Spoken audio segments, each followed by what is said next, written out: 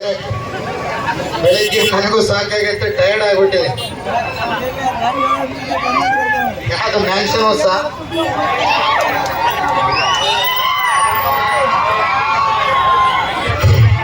ಎಷ್ಟು ಅದ್ದೂರಿಯಾಗಿ ಹೆಣ್ಮಕ್ಳು ಅಣ್ಣ ತಮ್ಮಂದ್ರು ಎಲ್ಲರೂ ಸೇರಿ ಇಷ್ಟು ಅಭಿಮಾನದಿಂದ ನನ್ನ ಹುಟ್ಟಿದಬ್ಬವನ್ನ ಆಚರಣೆ ಮಾಡಿದಿರಿ.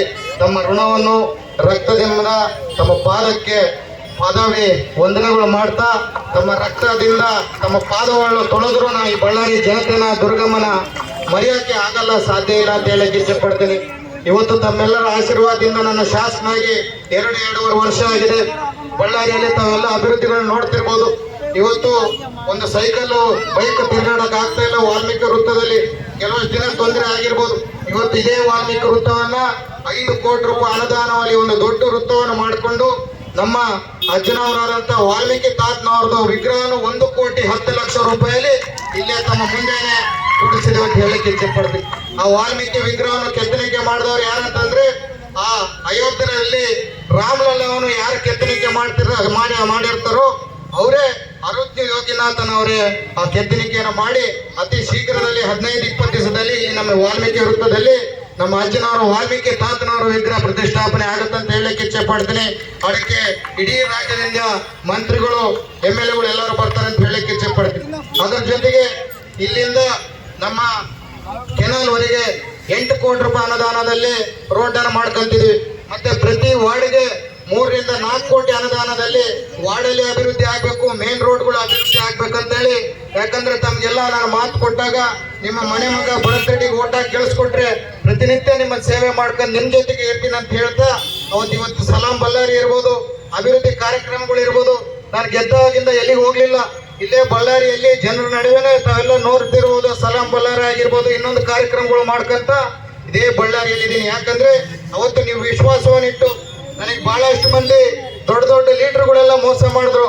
ಆದ್ರೆ ನನಗೆ ಮೋಸ ಮಾಡಿಲ್ಲ ಜನ ಯಾರಿದ್ದಾರೆ ಅಂತಂದ್ರೆ ಇಲ್ಲಿ ನಿಂತಿದ್ದಂತ ಬಡ ಜನರೇ ಮೋಸ ಮಾಡ್ದಂಗೆ ನಿಂತಿದ್ದಾರೆ ಅಂತ ಹೇಳಕ್ಕೆ ಇಚ್ಛೆ ಪಡ್ತೇನೆ. ನಿಮ್ಮ ಅಭಿಮಾನವನ್ನು ನೀವು ಮಾಡಿದಂತ ನನಗೆ ಅವತ್ತು ನೀವು ಭಿಕ್ಷೆ ಕೊಟ್ಟು ಇವತ್ತು ಶಾಸಕನಾಗಿ ನಿಂತಿದ್ದೀನಿ ಅಂತಂದ್ರೆ ನಿಮ್ ಭಿಕ್ಷೆ ಮೇಲೆ ನಿಂತಿದ್ದೀನಿ ಅಂತ ಹೇಳಕ್ಕೆ ಇಚ್ಛೆ ಪಡ್ತೀನಿ. ನೀವೆಲ್ಲ ಕೊಟ್ಟಂತ ಅವಕಾಶವನ್ನ ನಮ್ಮ ಬಳ್ಳಾರಿಗೆ ಹಲವಾರು ವರ್ಷಗಳಿಂದ ಹಲವಾರು ನಾಯಕರು ಹೇಳ್ತಿದ್ರು, ತುಂಗಭದ್ರೆಯಿಂದ ಬಂಗಾರ ಲೋಟದಲ್ಲಿ ನೀರನ್ನ ತಗೊಂಡ್ಬರ್ತೀನಿ ಅಂತೇಳಿ ಹಲವಾರು ನಾಯಕರು ಹಲವಾರು ವರ್ಷಗಳಿಂದ ಹೇಳ್ತಿದ್ರು. ಆದ್ರೆ ನಿಮ್ಮ ಮನೆ ಮಗ ಸಾಮಾನ್ಯ ಶಾಸಕ, ನಿಮ್ಮಿಂದ ಆಯ್ಕೆಯಾದಂತ ಶಾಸಕ ಇವತ್ತು ನಾವು ಗೆದ್ದಂತ 1.5 ವರ್ಷ 2 ವರ್ಷದಲ್ಲಿ 1,200 ಕೋಟಿ ರೂಪಾಯಿ ತುಂಗಭದ್ರೆಯಿಂದ ಬಳ್ಳಾರಿಗೆ ನೀರನ್ನು ತಗೊಂಡ್ಬರ್ತಿದೀವಿ. ಅದರಲ್ಲಿ ಫಸ್ಟ್ ಫೇಸ್ ಅಲ್ಲಿ 220 ಕೋಟಿ ರೂಪಾಯಿ ಅನುದಾನವನ್ನು ಬಿಡುಗಡೆ ಮಾಡಿಕೊಂಡು ಬಳ್ಳಾರಿಯಲ್ಲಿ ಅತಿ ಶೀಘ್ರದಲ್ಲಿ ಸನ್ಮಾನ್ಯ ಮುಖ್ಯಮಂತ್ರಿಗಳಾದಂತಹ ಸಿದ್ದರಾಮಯ್ಯ ಸಾಹೇಬರು, DK ಶಿವಕುಮಾರ್ ಸಾಹೇಬರು, ನಾಗೇಂದ್ರಣ್ಣ ಅವರ ಕೈಯಲ್ಲಿ, ನಾಸೀರ್ ಹುಸೇನ್ ಅವರ ಕೈಯಲ್ಲಿ ಭೂಮಿ ಪೂಜೆಯನ್ನು ಅತಿ ಶೀಘ್ರದಲ್ಲಿ ಮಾಡ್ಕೊಂತೀವಿ ಅಂತ ಹೇಳಕ್ಕೆ ಇಚ್ಛೆ ಪಡ್ತೀನಿ. ಮತ್ತೆ ಹಲವಾರು ಅಭಿವೃದ್ಧಿ ಕಾರ್ಯಕ್ರಮಗಳು ತಾವು ನೋಡ್ಬೋದು. ನಮ್ದೇನು ಡಿಸ್ಟಿಕ್ ಹಾಸ್ಪಿಟಲ್ ಇದೆ, ಅದಕ್ಕೆ 270ರಿಂದ 300 ಕೋಟಿ ರೂಪಾಯಲ್ಲಿ ನಾವೆಲ್ಲ ಡಿಸ್ಟಿಕ್ ಹಾಸ್ಪಿಟಲ್ ಅನ್ನು ಒಂದು ಪ್ರೈವೇಟ್ ಹಾಸ್ಪಿಟಲ್ ಕೂಡ ಇರಬಾರ್ದು, ಆ ರೀತಿಯಲ್ಲಿ ಮಾಡ್ಕೊಂತೀವಿ. ಇಲ್ಲೇನು ಕಾರ್ಖಾನೆ ಕುಂಟೆಯನ್ನು ಕಾಣ್ತಿದೆ, ಅದು ಬಹಳಷ್ಟು ಜನಕ್ಕೆ ಗೊತ್ತಿಲ್ಲ, ಮುಚ್ಚೋಗಿತ್ತು. ಬಹಳಷ್ಟು ಜನ ಕಾರ್ಖಾನೆ ಕುಂಟೆ ಎಲ್ಲಿದೆ ಅಂತ ಕಾಣ್ತಿರ್ಲಿಲ್ಲ.